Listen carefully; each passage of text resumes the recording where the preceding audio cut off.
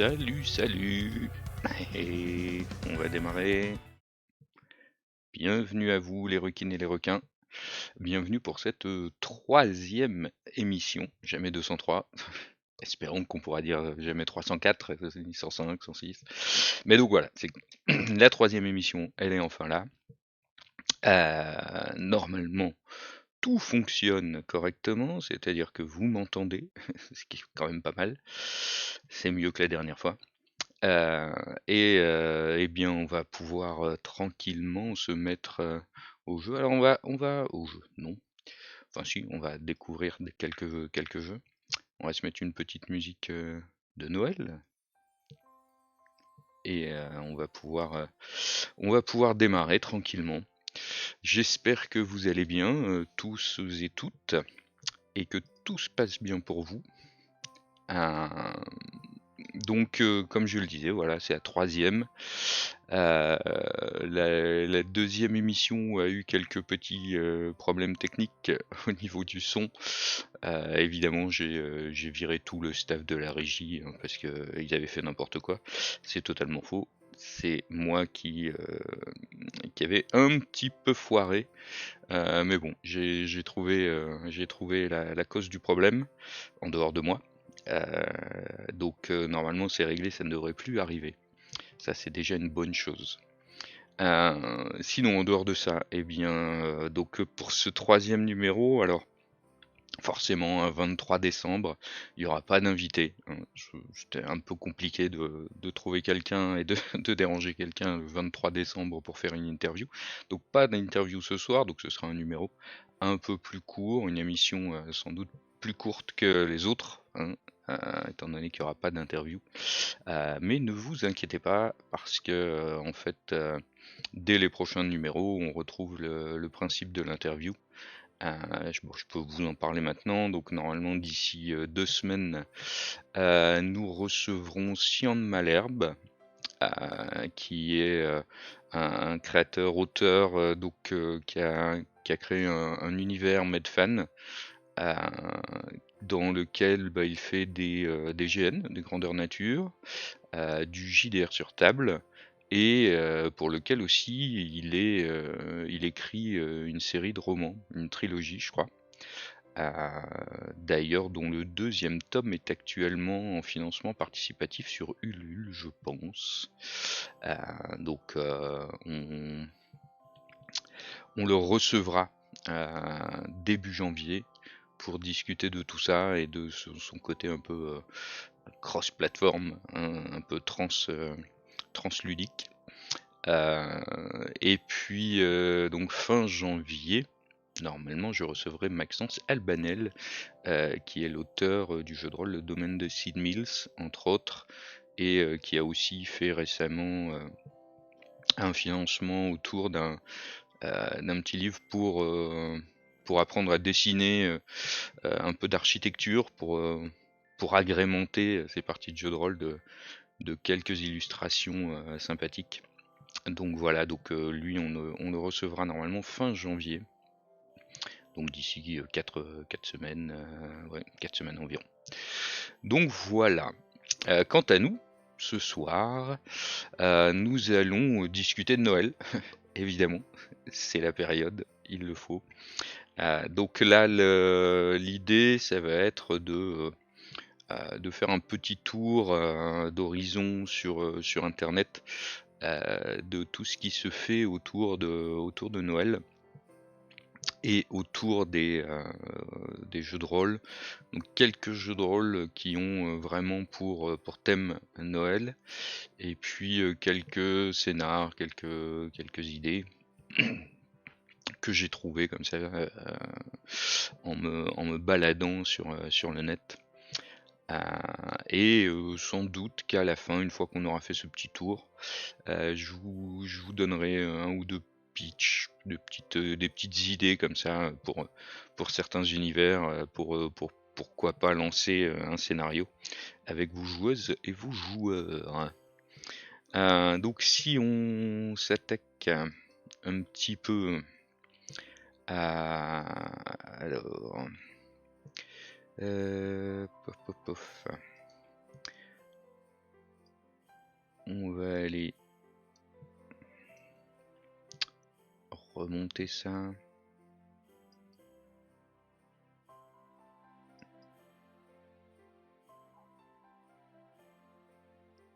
Hop.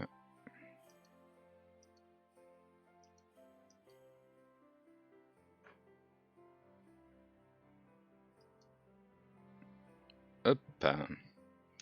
Voilà donc. Donc on va aller faire un petit tour du côté. Alors on va commencer, je pense, par tout simplement par des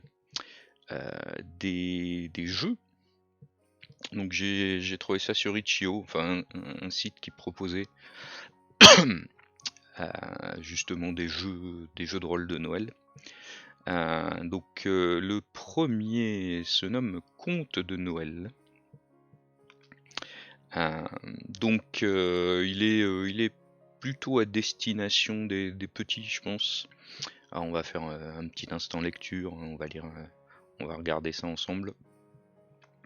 Donc, il était une fois, il y a fort longtemps, un fabricant de jouets très généreux et sa femme, qui vivaient dans un pays très froid et lointain. Une fois par an, il donnait des cadeaux aux enfants sages des environs. Mais comme le nombre d'enfants augmentait tous les ans, il vint un temps où ils durent prendre une décision. Ils avaient besoin d'aide. Ainsi naquirent les premiers lutins de Noël. Conte de Noël se veut un jeu de rôle en forme de conte, simple pour les jeunes enfants, 4 ans et plus, accompagnés d'un parent comme conteur. Il encourage le travail d'équipe et le partage. Les joueurs incarnent les lutins du Père Noël. Utilisant leur adresse, débrouillardise et curiosité, ils surmonteront les épreuves et des rencontres avec leurs 3 qualités. Un système simple de dés avec des couleurs, dés à 6 faces, est utilisé pour passer leur épreuve. Des petites erreurs d'orthographe, mais c'est pas grave. On fera comme si on n'avait pas vu. Alors, aucune notion de mathématiques n'est requise. Vous pouvez acheter le livre et les dés de couleurs sur notre site web. Ok, voilà. Donc, on a le livre de règles. Et on voit un peu les fiches de perso. Ici. Donc voilà. Si vous voulez faire un petit jeu de rôle de Noël avec vos enfants, les plus petits, et bien écoutez, visiblement, Conte de Noël est fait pour vous. La vie secrète des lutins du Père Noël. Voilà, c'est à découvrir. Donc voilà, ça c'était le premier, donc que j'ai vu que vous pouvez trouver sur Itch.io. Le suivant se nomme Mystère et pain d'épices. Alors 3e édition et demie, ce qui veut dire qu'il a déjà connu quelques éditions. Petite lecture, on s'y met ensemble aussi. Voilà, Mystère et pain d'épices. Donc dans ce jeu de rôle, vous allez incarner un bonhomme de pain d'épices. Vous vous êtes réveillé une nuit sur votre plaque de cuisson avec vos compagnons. Et vous avez vite compris que vous alliez devoir survivre dans ce monde hostile. Difficile de ne pas se faire manger quand on est aussi appétissant qu'un gâteau à la période de Noël. Vous cuisinerez vos personnages avant la partie et les friandises que vous choisirez comme décoration seront vos pouvoirs magiques. Vous allez devoir les manger pour les activer. Échapperez-vous à Erel, le labrador familial, ou à l'appétit féroce de Pierre? Serez-vous en capacité de garder vos secrets? Vous le saurez en jouant une délicieuse pâtisserie. Donc voilà, le pitch de ce jeu de rôle, Mystère et pain d'épices, qui a l'air assez sympathique, assez amusant. Donc voilà. Alors c'est tout ce que j'ai trouvé, vraiment jeu de rôle autour de Noël, on va dire, autour de cette petite fête.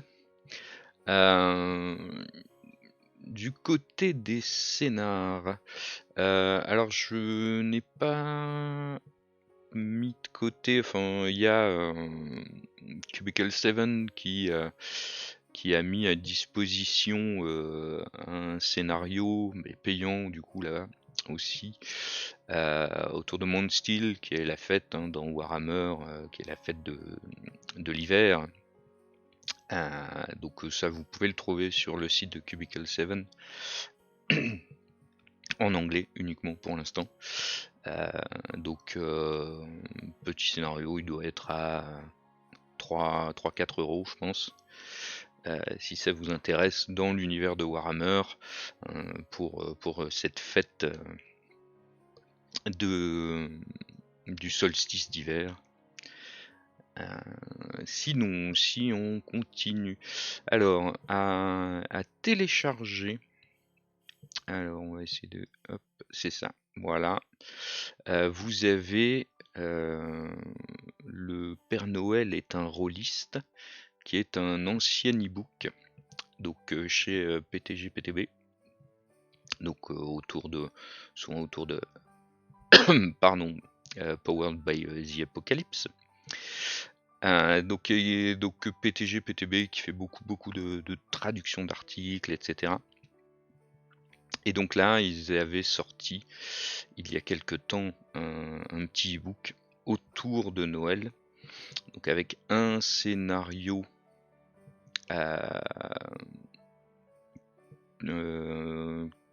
qui est les 8 salopards de Noël, je crois. Donc ambiance de Noël et en même temps ambiance un peu Deuxième Guerre mondiale. Enfin voilà, plus pas mal d'articles effectivement traduits sur comment récompenser ses joueurs, etc. Il y a des petits coupons à offrir aussi, donc soit en tant que joueur pour son MJ ou en tant que MJ pour ses joueuses et joueurs, qui donnent des petits droits, hein, les petits coupons. Donc voilà, donc là on a la liste de tous les autres EPUB en dessous. Donc ça c'est téléchargeable gratuitement.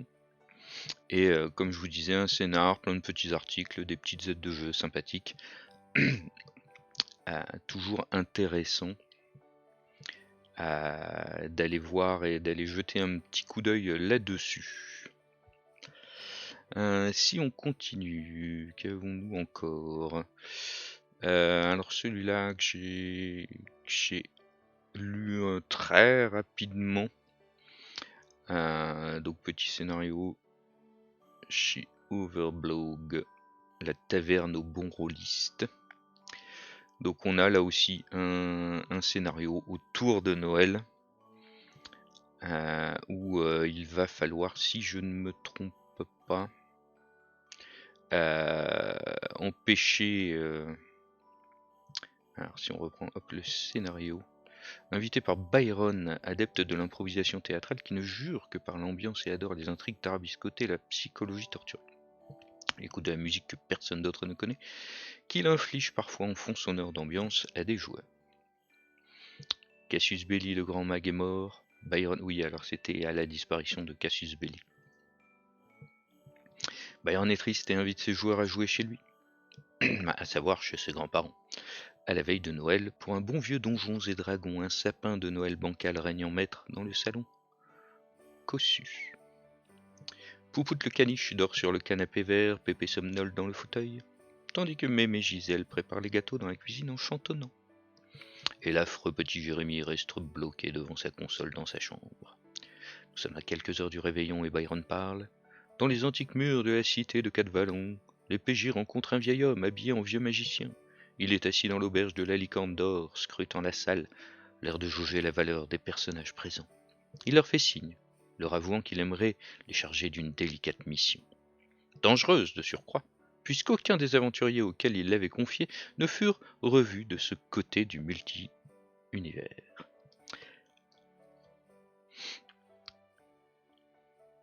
Le magicien parle. Dans mon château de glace, où je fais fabriquer dans mes ateliers remplis d'elfes des objets réputés à travers tout le multi-univers, un de mes vieux nains mages biclassé ingénieur du nom de Santa n'a pas livré à la tour de pierre de la princesse Annabella un sac de cuir contenant de précieuses reliques. Il est bien sûr de votre fait maintenant de vous charger de cette simple tâche. Vous pourriez les envoyer en quête de ce sac en silhouette d'un château de glace et braver 1000 périls. Mais afin d'éviter de longues péripéties et la visite du cellier du magicien bien trop garnie en ces périodes festives, le vieil homme leur confie malicieusement le gros sac qu'il hisse sur la table de l'auberge. Se glissant tels des chasseurs dans les rues pavées, les PJ parcourent la cité endormie jusqu'au pied de la tour. La silhouette de l'édifice se tord dans le ciel nocturne, comme une succube figée par l'œil fixe de la lune diaphane. Le gardien de l'entrée de la tour sera le premier obstacle. C'est une ombre gigantesque, s'arc-boutant sous l'arche vétuste où se distinguent aux lumières de torches des lettres mystérieusement gravées CP. Le gardien leur imposera une épreuve, écrire sans faute le nom des grands mages fondateurs de l'édifice.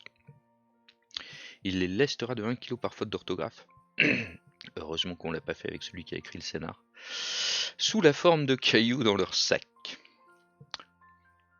Et donc, évidemment, les mages fondateurs sont Didier Guisserix, Jean Balzac et Pierre Rosenthal. Une fois lestés ou non, ils devront affronter l'escalier de bois vermoulu jusqu'au sommet. S'ils trébuchent, eux ou le sac tomberont entre les dents des rats-garous du sous-sol, là où furent entreposés le courrier des lecteurs en retard. La tour au sommet, dont les fortifications tremblent dans le vent, n'offre que comme spectacle une table de travail bancale sur laquelle reposent des manuscrits entiers laissés à l'abandon. Malgré le fragile escalier, le vent grondant, il ne faut qu'un seul d'entre eux réussisse à poser le sac de cuir sur la table dès lors se déclenche un vieux sortilège, s'exclame Byron. Quand dans le petit salon de Mémé Gisèle, les feuilles de perso prennent soudain une couleur verte et le sac de cuir se matérialise au pied du sapin illuminé de Noël, dans le salon de Mémé Gisèle et dans le monde de nos rôlistes, de la rôlimancie, les derniers fidèles lecteurs de Cassius Belli s'écrieront sans doute en chœur.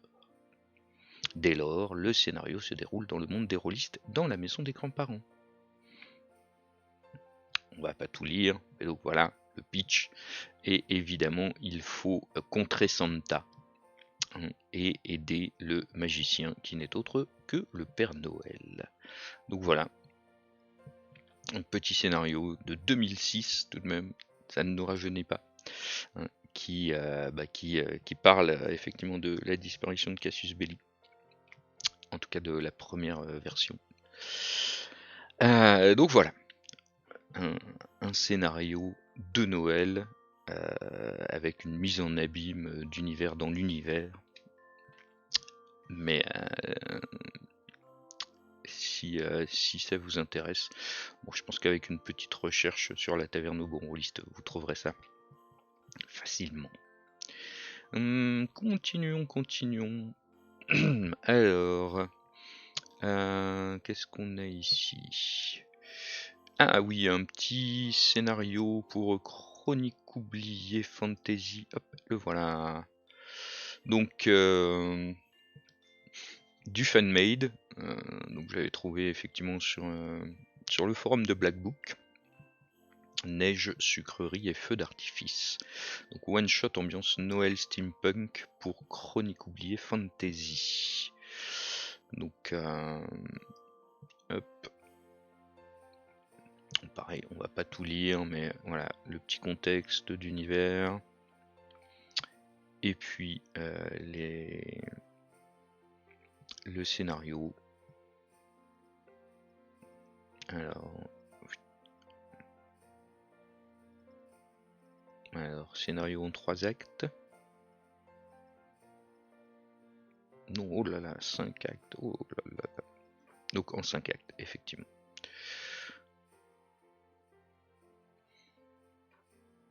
Donc là aussi assez facile à trouver, je pense. Petit scénario de Chronique oubliée. Donc en cherchant sur le forum de Cassius Belli de Black Book, vous trouverez assez logiquement, assez facilement ce petit scénario avec la recherche autour de Noël. Qu'avons-nous encore? Ah oui, alors sur JDR Passion, tac.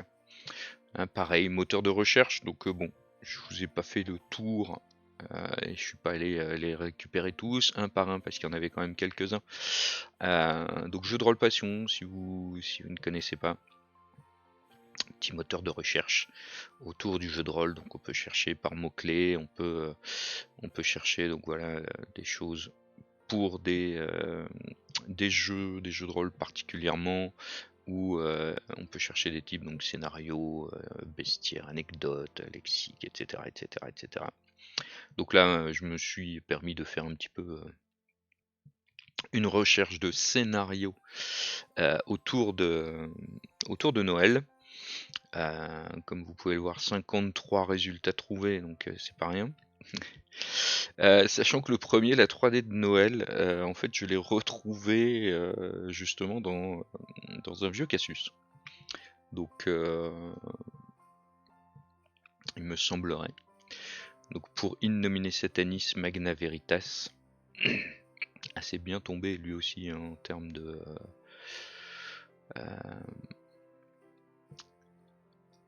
En termes de. Oula, on va y arriver.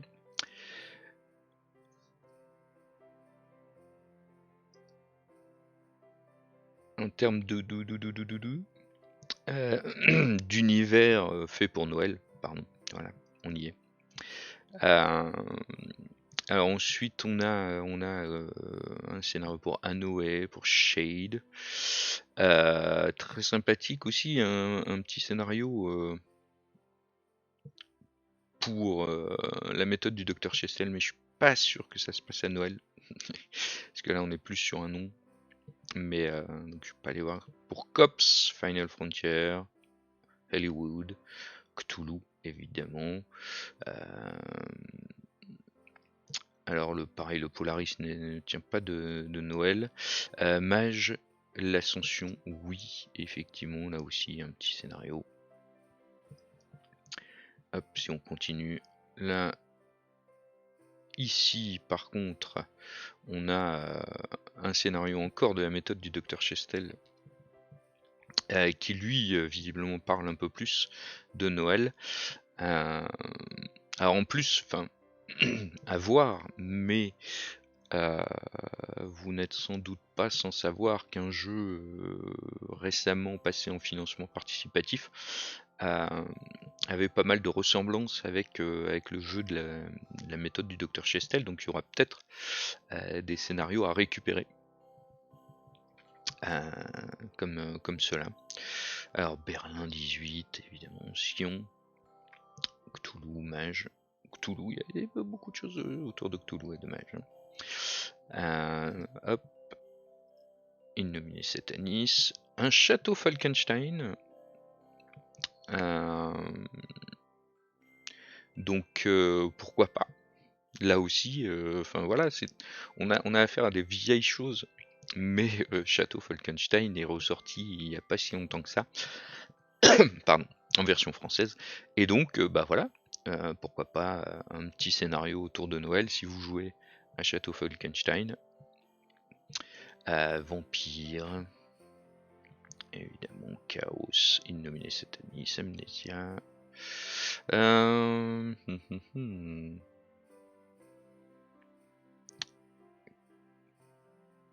Dark Earth. Ouais, encore de Chestel, du Warhammer.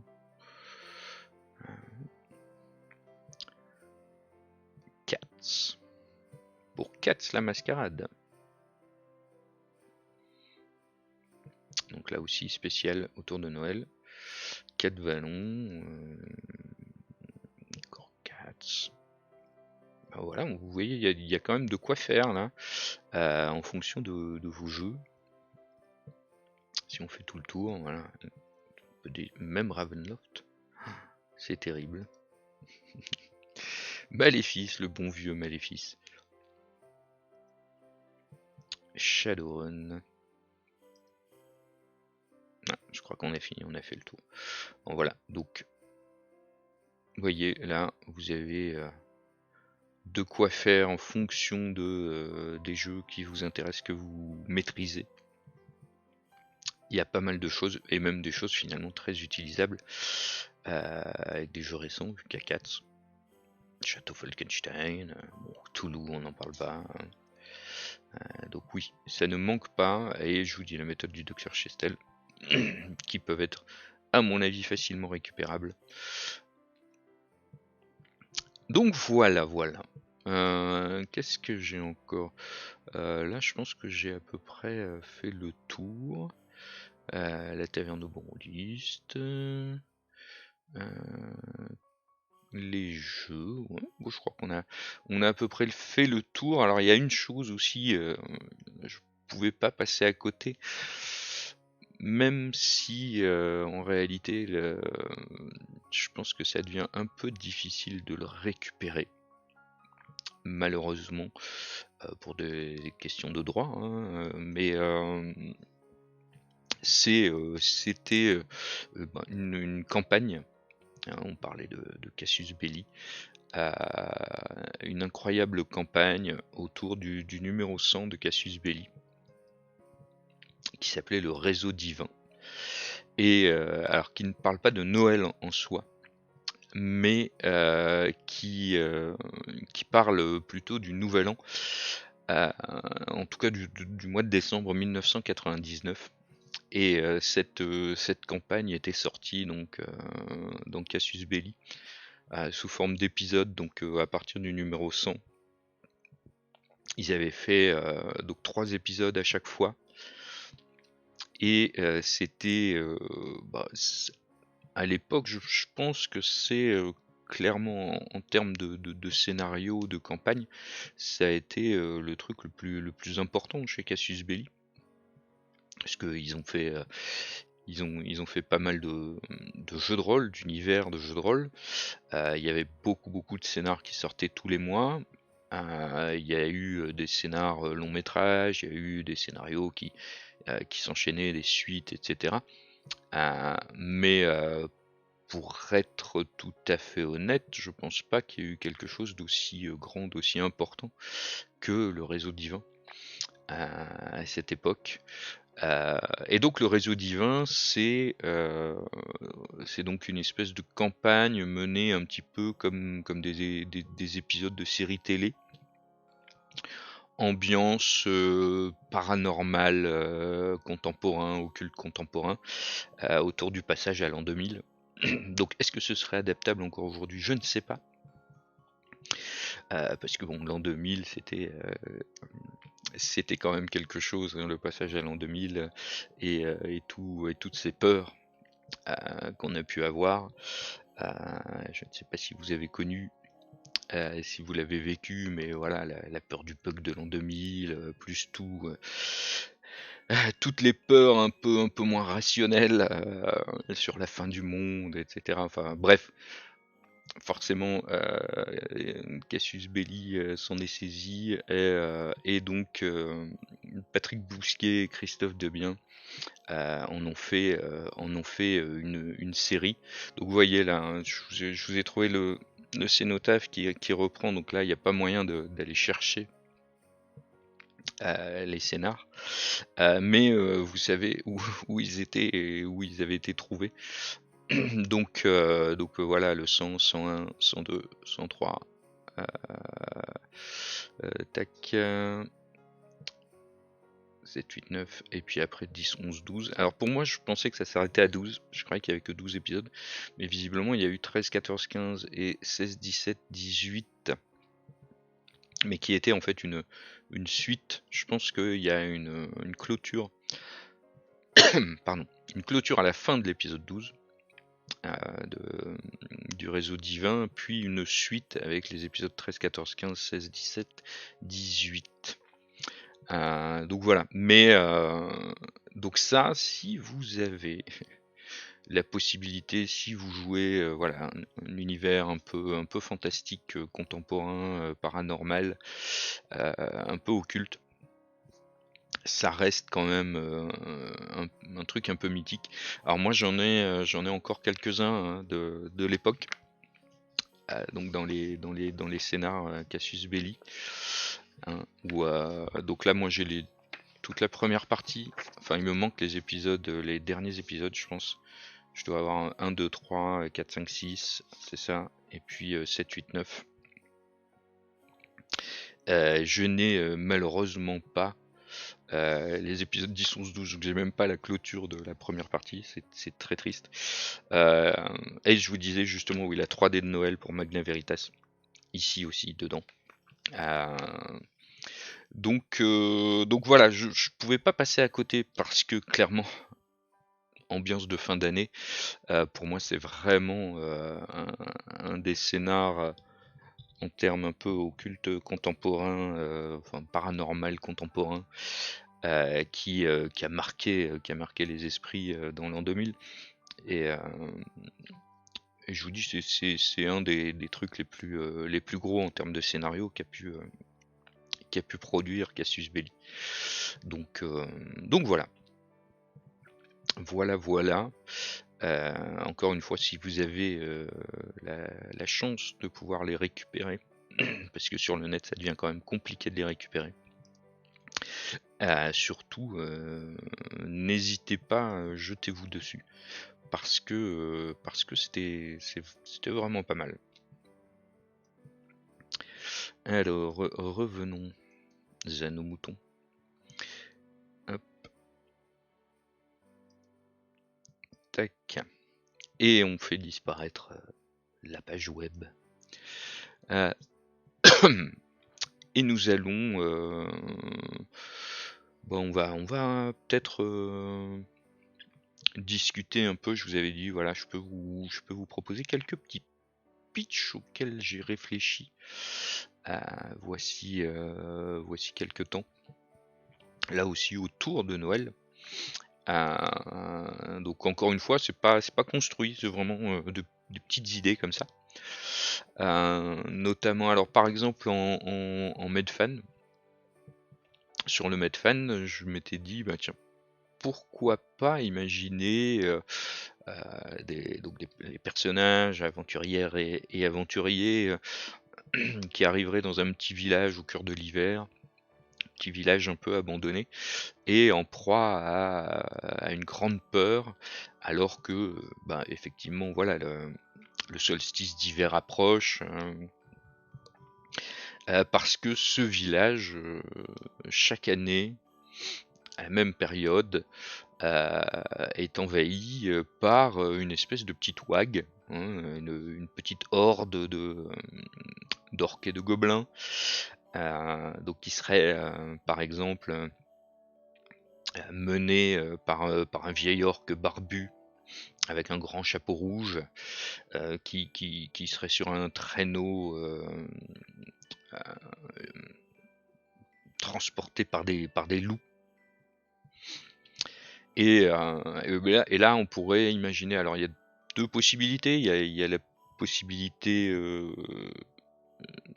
très gentille, ce serait que en fait ben les orques viennent effectivement chaque année.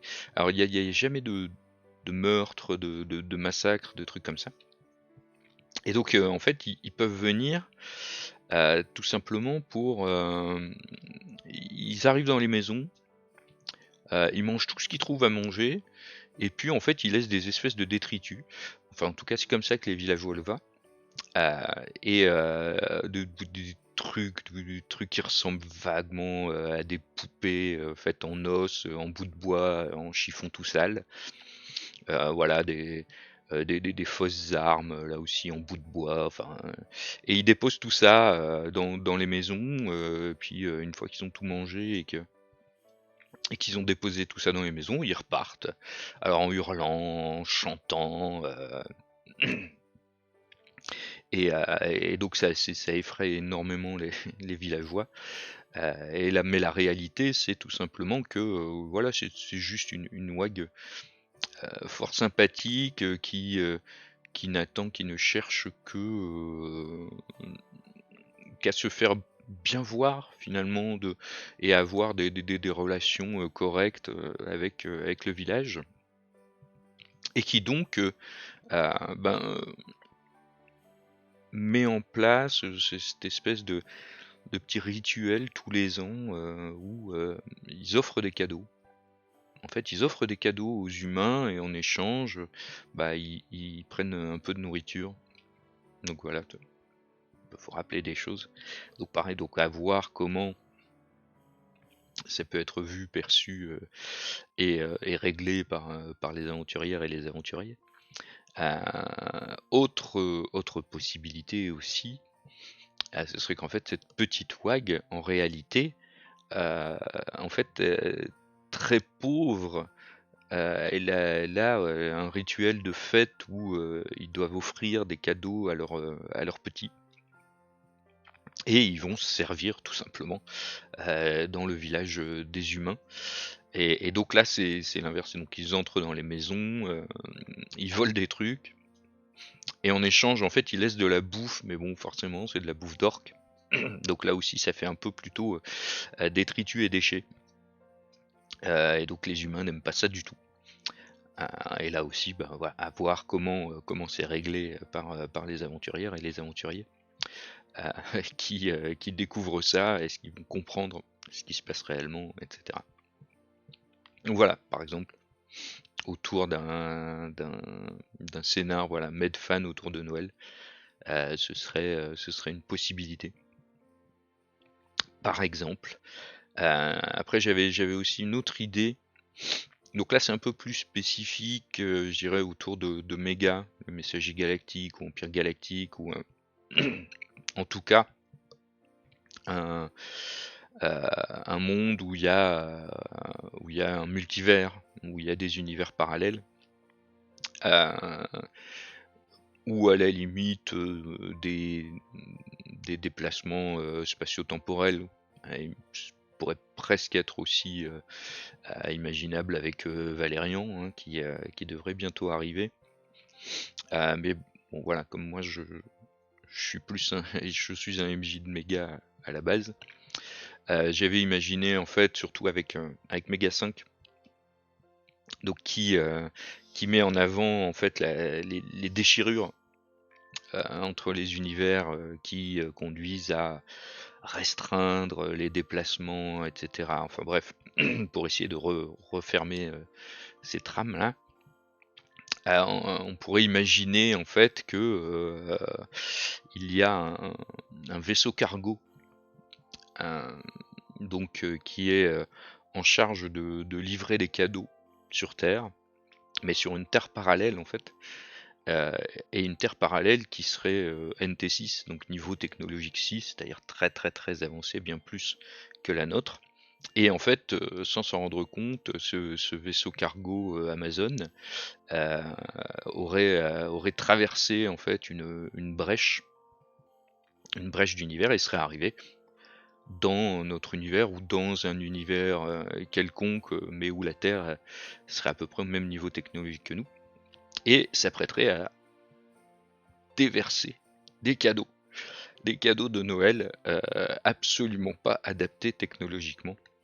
Et donc les agents, évidemment, donc les mégas, ou quel que soit le type de personnage ou le type d'univers que vous avez, auraient 24 heures pour empêcher le désastre, parce que livrer des cadeaux de niveau technologique 6 sur un monde qui n'est pas frais pour ça, c'est une catastrophe, quoi.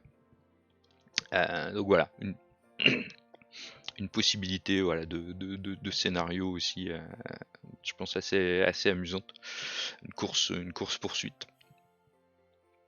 pour éviter la grande catastrophe technologique.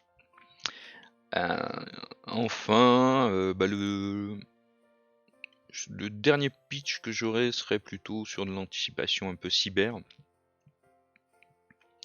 où on pourrait imaginer une IA. Attendez. Voilà, ça va mieux. Donc une IA, on en parle beaucoup des IA en ce moment, qui soit aurait pris conscience, soit serait très évolué, mais en tout cas aurait réussi à sortir un peu de son construct fermé, là où on voulait la restreindre en fait.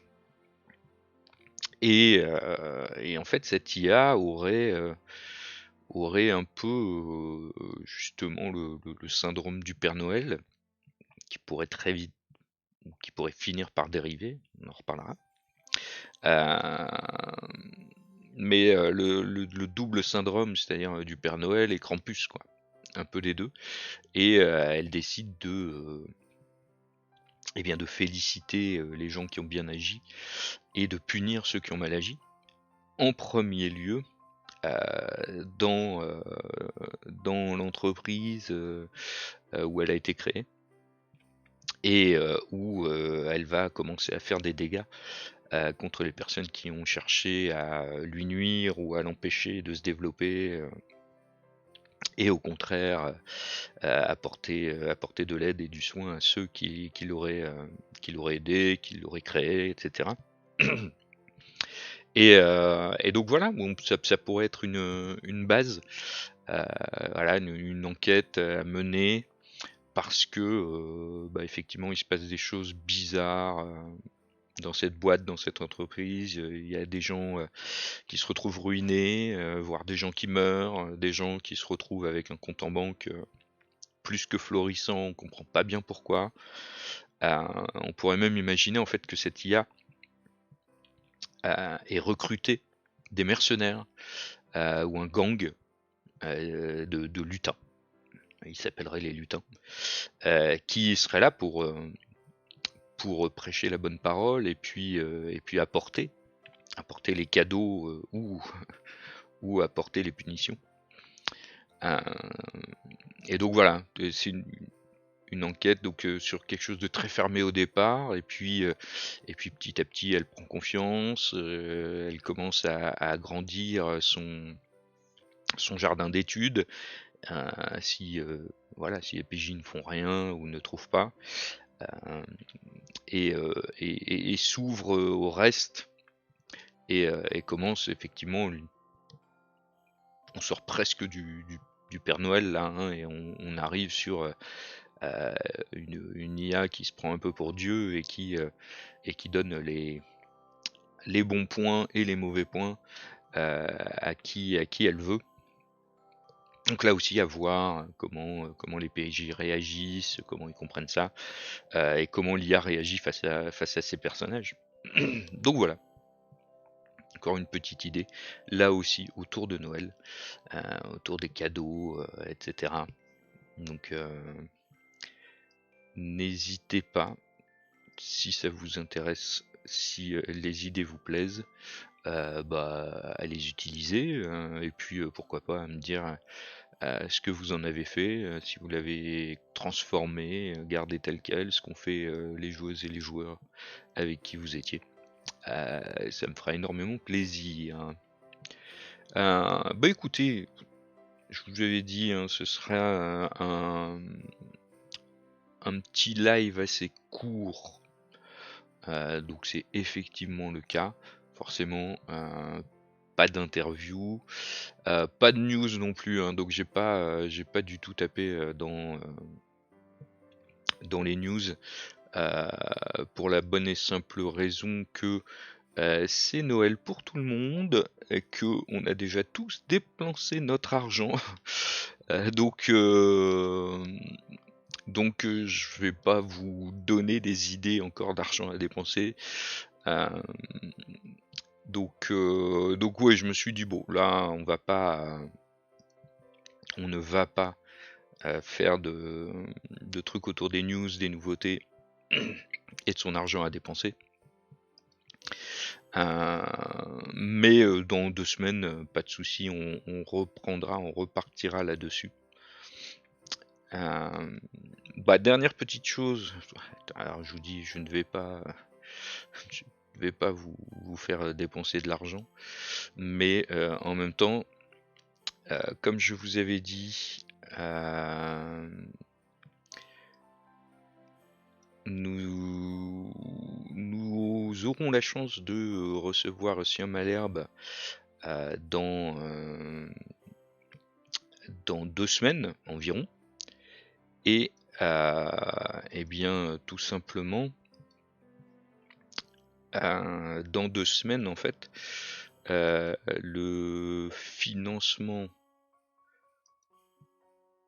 participatif sur lequel il est actuellement sera terminé. Donc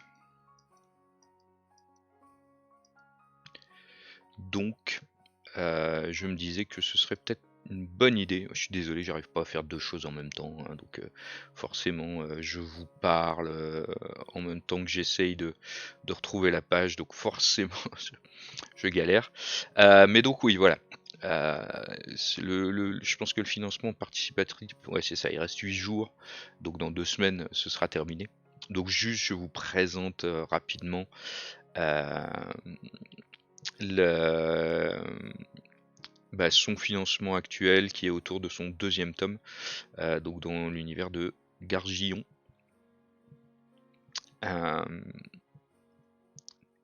Si ça vous intéresse, ou en tout cas si vous voulez y jeter un œil, n'hésitez pas. Donc, il y a déjà eu un tome 1 qui avait été financé. Donc là, le tome 2 est en financement. Vous pouvez évidemment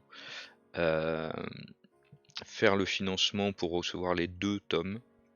Et ce sera en 3 volumes. Si vous voulez plus de détails sur l'univers de Gargillon, il y a un site internet, gargillon.fr. Voilà, donc finalement je vous ai quand même mis une news, je vous ai quand même mis un truc. Mais voilà, sachant que qui vient dans 2 semaines, et que dans 2 semaines vous ne pourrez plus participer, ce sera trop tard. N'hésitez pas à aller y jeter un œil. En tout cas, on en reparlera de manière beaucoup plus approfondie dans 2 semaines avec l'auteur lui-même. Voilà. Donc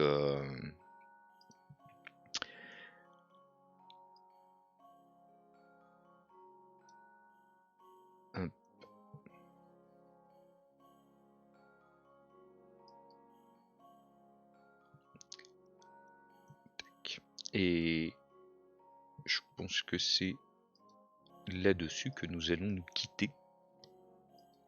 Parce que j'ai pas grand chose de plus à dire.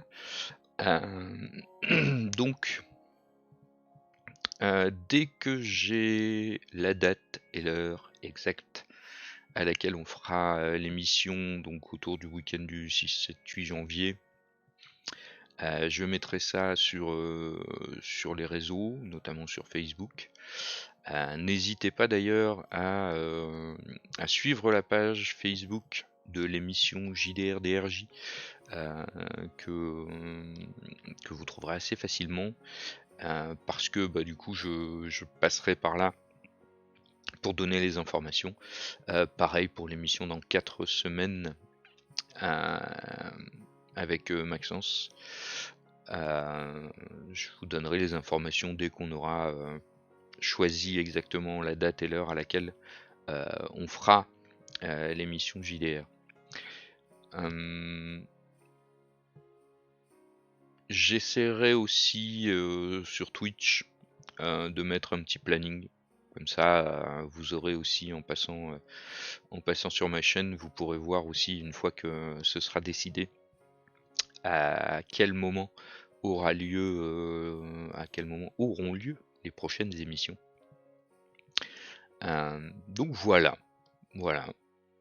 Donc petite chose, oui, n'hésitez pas à me suivre sur les réseaux, ou en tout cas à suivre l'émission JDR-DRJ sur Facebook. Et moi, vous pouvez me suivre sur... alors j'allais dire sur Facebook, mais si vous suivez l'émission, c'est pas vraiment la peine.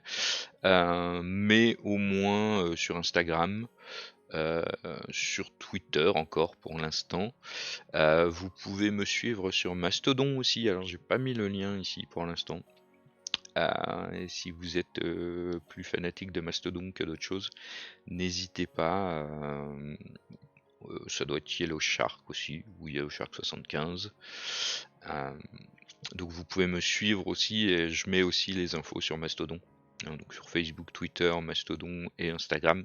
En général, je vais mettre les informations concernant l'émission. Voilà. Eh bien écoutez, je vous souhaite à toutes et à toutes, requines et requins, de joyeuses fêtes de Noël, de joyeuses fêtes de fin d'année aussi, parce qu'on ne se reverra pas normalement, en tout cas pas pour une émission JDR avant l'année prochaine. Je streamerai peut-être du jeu vidéo, on verra. Et bien écoutez, j'espère que cette, émission, vous aura intéressé à minima. Encore une fois, n'hésitez pas à faire des commentaires, à faire des retours, je suis preneur. Et je vous dis, très chers amis, à très bientôt.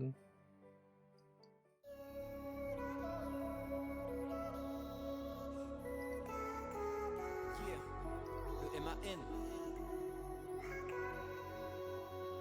Temps pour du temps.